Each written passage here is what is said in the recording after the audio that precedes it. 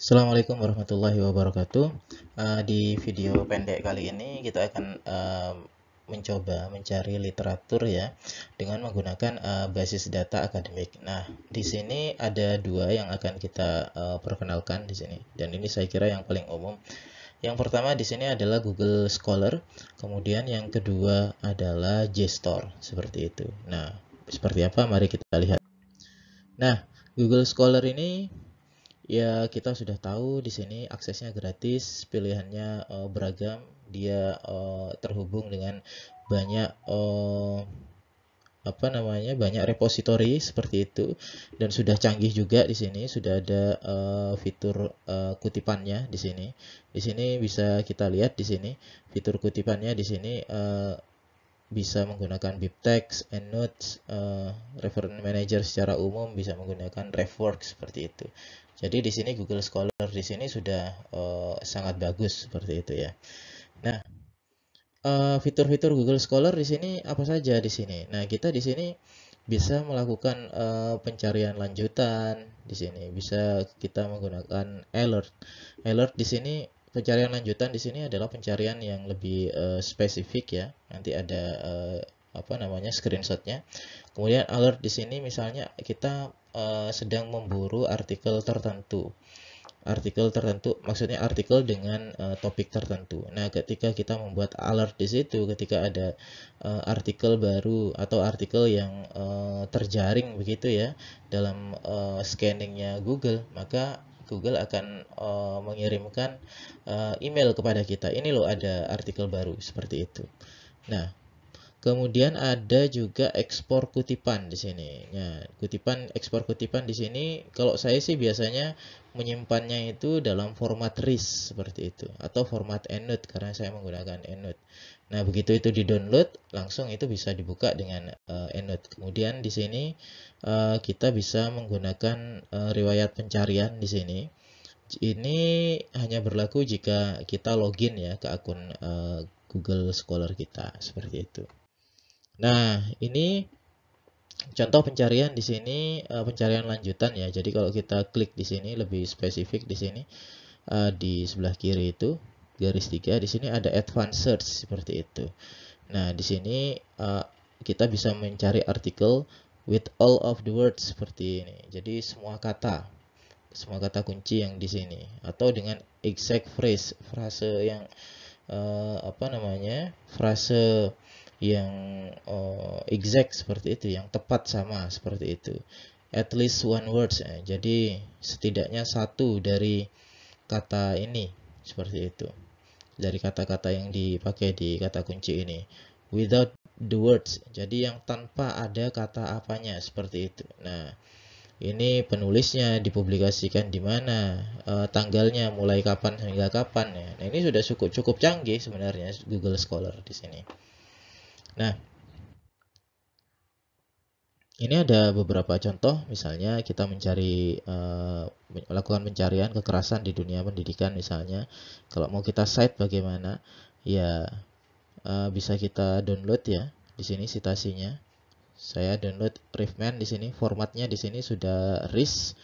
Nah, kita tinggal tinggal simpan saja di mana, misalnya di downloads. Ya, kita save. Nah, file RIS-nya ini bisa kita buka di Preference Manager, entah itu di EndNote atau di yang lainnya, Zotero atau Mendeley seperti itu. Misal kita di sini mau create alert. Nah, jadi tinggal kata kuncinya saja di situ, kemudian diklik create alert. Jadi kalau di situ ada artikel baru di bidang itu, kita akan dikabari seperti itu oleh Google via email. Nah, lanjut di sini. Sekarang bagaimana dengan JSTOR ya? JSTOR nih saya kira ini journal store ya. Jadi karena memang ini toko ya. Nah,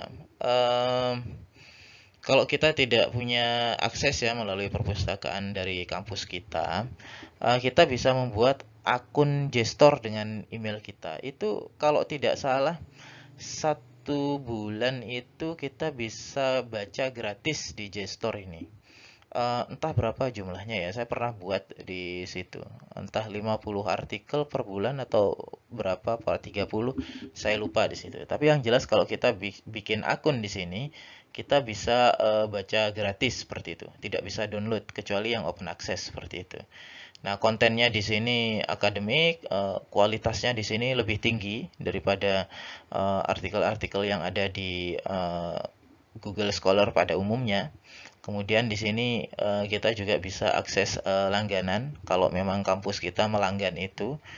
Nah, kemudian di sini arsip jurnalnya juga cukup luas seperti itu. Nah, fitur Gestor di sini banyak sekali ya. Pencarian lanjutan sama seperti Google Scholar. Kemudian full text access di sini, yaitu sama seperti Google Scholar, cuma bedanya di sini full text access-nya ini maksudnya kita harus subscribe begitu. Kalau kita punya subscription ke Google Scholar, kita bisa ngakses ke teks itu gitu. Kalau ada juga sih yang tanpa langganan, yaitu kalau yang open access begitu kita bisa download langsung seperti itu. Atau kita bisa tadi itu, kita bisa membuat akun di situ. Setelah kita membuat akun di situ, kita punya jatah untuk membaca artikel gratis gitu. Lumayan banyak sih untuk setiap bulannya. Bisa juga ekspor kutipan. Nah, kembali lagi saya biasanya download kutipan itu dalam format RIS ya. Karena itu yang paling general, bisa dibuka di Mendeley, Zotero atau di EndNote seperti itu. Dan bisa juga kita bookmark artikel yang ingin kita rujuk nanti seperti itu. Nah, ini simulasi aja. Topiknya sama, misalnya kekerasan di dunia pendidikan misalnya.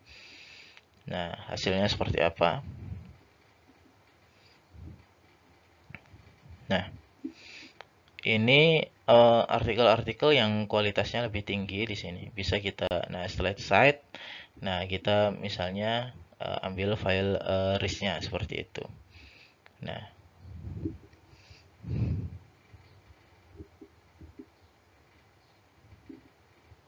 ya kita coba kata kuncinya, misalnya violence titik koma education. Ya, bisa kita tambah kata kunci yang lain kalau mau seperti itu.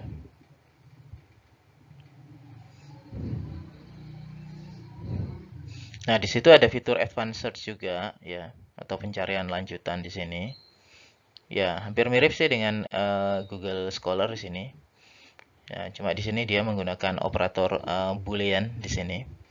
Ya, kita tinggal ketik aja. Jadi yang ada kata kunci violence-nya misalnya, dan apa ya, misalnya education. Nah, kemudian kita kasih opsi jadi violence di education atau violence di Islam dengan, atau kalau apa namanya artikelnya memuat kata kunci Islam seperti itu, mungkin di pendidikan Islam atau bagaimana, tapi itu opsional ya. Nah, hasilnya akan berubah seperti itu. Nah, ini yang open access bisa kita download langsung ya, seperti itu. Nah, baik. Strategi penelusuran literatur ini bagaimana sih? Ya, pada prinsipnya sih menurut saya sih umum-umum saja begitu. Topiknya apa, kemudian kata kunci yang kita gunakan itu apa. Nah, basis data yang sesuai itu apa begitu? Apakah kita mau menggunakan Google Scholar atau JSTOR? Evaluasi hasilnya bagaimana? Nah, seperti itu. Nah, kalau misalnya artikel yang kita cari itu sudah kita dapatkan gitu. Kemudian ini berbahasa asing. Kemudian kalau ini bahasanya asing, lalu bagaimana kita untuk mempermudah pemahaman kita? Ya sebenarnya sih banyak sih alat sekarang. Ya. Kalau kita tidak bisa bahasanya ya kita pakai penerjemahan seperti itu. Nah, nanti setelah diterjemah itu terjemahan pakai AI sekarang juga sudah bagus seperti itu. Atau bisa menggunakan AI untuk meringkas informasi yang kita dapat dari paper itu seperti itu. Yang penting di sini kalau menggunakan AI jangan sampai apa ya, tanpa input. Jadi kalau memang menggunakan artikel di situ ya artikelnya diupload ke AI-nya biar di scan sama dia seperti itu. Karena nanti kalau kita menggunakan AI tanpa input yang jelas, nanti hasilnya juga akan kemana-mana seperti itu. Nah, ini tadi yang kita coba di sini. Misalnya di sini kata kunci pembatas dan operator boolean di sini. Jadi misalnya kalau di eh, pencarian tadi itu rentang tahun berapa atau sampai kapan seperti itu. Kemudian apakah ini jurnal ataukah buku atau yang lain seperti itu. Nah, itu jelas membatasi dari pencarian kita seperti itu. Kemudian bagaimana kalau hasilnya kurang maksimal menggunakan satu kata kunci, ya gunakan sinonimnya seperti itu. Saya kira ini pengetahuan umum ya. Nah, baik, itu saja di sini video kali ini. Jadi em, hasil penelusuran kita ini perlu kita cek sekali lagi di sini. Kenapa? Karena hasil penelusuran kita ini yang akan mendukung kemampuan kita dalam menulis akademis seperti itu. Nah, kita perlu tahu apakah sumber yang kita cari itu relevan, kredibel, reputasi penulisnya ya.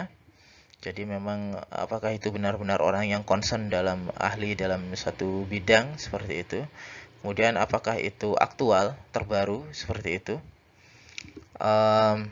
Tapi tidak semua hal di sini harus aktual ya. Misalnya kita meneliti sejarah begitu, mungkin saja kitab-kitab atau buku-buku dari masa lalu yang dekat dengan periode sejarah yang kita teliti itu adalah sumber yang lebih apa ya, lebih kredibel bahkan merupakan sumber primer begitu. Bisa jadi seperti itu. Nah, dan yang terakhir di sini kita cek kutipannya seperti itu. Seberapa banyak orang yang mengutip artikel itu gitu. Jadi kalau pengalaman saya di sini artikel itu semakin banyak dikutip itu semakin terpercaya begitu. Tapi juga ada kalanya artikel yang banyak dikutip itu adalah artikel yang sangat ringan seperti itu, yang generik begitu. Jadi kita perlu lihat dari banyak aspek seperti itu. Itu saja video dari saya, mudah-mudahan bermanfaat. Assalamualaikum warahmatullahi wabarakatuh.